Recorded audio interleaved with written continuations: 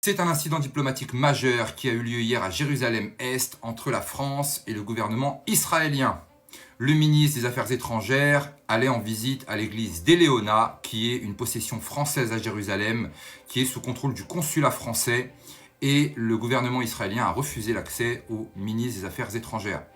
Je ne vais pas entrer dans le domaine de l'Éléona aujourd'hui, parce que les forces de sécurité israéliennes y sont entrées de manière armée, sans obtenir auparavant l'autorisation de la France et sans accepter d'en sortir aujourd'hui.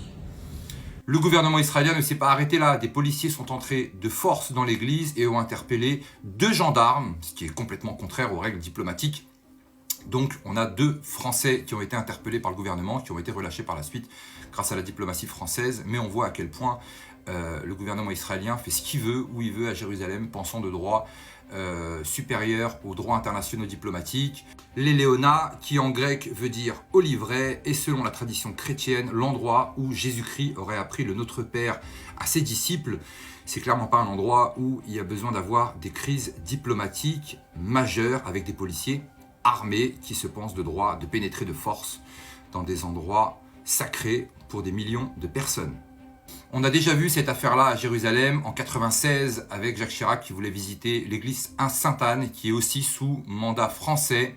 Et on avait eu ensuite en 2020 un bis repetita assez médiocre de la part d'Emmanuel Macron qui voulait un petit peu nous faire montrer ses petits muscles.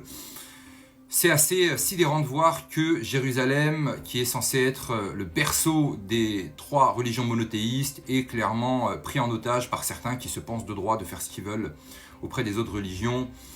Espérons que tout cela s'arrête assez rapidement et qu'on puisse avoir un moment de paix et plus autant de démonstrations de force et de violence et de non-respect de la part de ce gouvernement qui parfois prend un petit peu trop ses aises. Une chose est sûre, on n'est clairement pas au bout de nos surprises avec ce qui se passe au Moyen-Orient. Navré pour ces infos qui sont parfois surréalistes. Prenez soin de vous et je vous dis à très bientôt.